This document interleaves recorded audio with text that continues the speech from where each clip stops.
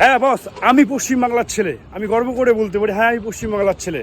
কারণ পশ্চিমবাংলার ছেলে শুধু আমি একাই বাইরে নাই, আমার মতো হাজার হাজার ছেলে পশ্চিমবাংলা থেকে মানে বাইরে ভিন রাজ্যে কাজ করছে, দিল্লি, মুম্বাই, কেরালা, গুজরাট। হ্যাঁ ঠিক আছে, এই যে এসব কোম্পানিগুলো, যাই হোক, যারা যখন নিজ নিজ কোম্পানিতে কাজ করে, আমরা যত মাইমনে কাজ করি, হ্যাঁ, এই যে সব কোম্পানিগুলো যদি না থাকতো, ঠিক আছে, তাহলে পশ্চিমবাংলার কী অবস্থা হতো? পশ্চিমবাংলা সরকার তো এমনিতেই কাজ দিতে পারে না, ঠিক আছে, এমনিতেই কাজ দিতে পারে না, সব বেকার ভাতা দিয়ে চালাচ্ছে। আজ যে শিক্ষিত সমাজটা আছে, ঠিক আছে, শিক্ষিত সমাজকেও বেকার ভাতার লাইনে দাঁড় করিয়ে দিয়েছে আমাদের এই পশ্চিমবাংলার সরকার, ঠিক আছে ভাই। আর আমাদের এই সব কাজগুলো আছে বলেই না আমরা পশ্চিমবাংলার লোক কিছু ভিন রাজ্যে এসে কাজ করে খেতে পাচ্ছি।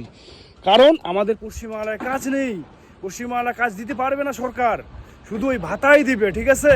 ভাতার অপেক্ষায় থাকেন না, ভাতার অপেক্ষায় থাকেন না, একটু ভাবুন, নিজের দিমাগ দিয়ে একটু, নিজের ভাবনা চিন্তা দিয়ে একটু ভাবুন যে পশ্চিমবাংলাটা কি হচ্ছে, ঠিক আছে। আমি রাজনীতির কথা বলছি না, আমি বলছি এই কারণে যে শিক্ষিত সমাজটাকে আজকে লজ্জিত করে দিল, বেকার ভাতার লাইনে দাঁড় করিয়ে দিয়েছে।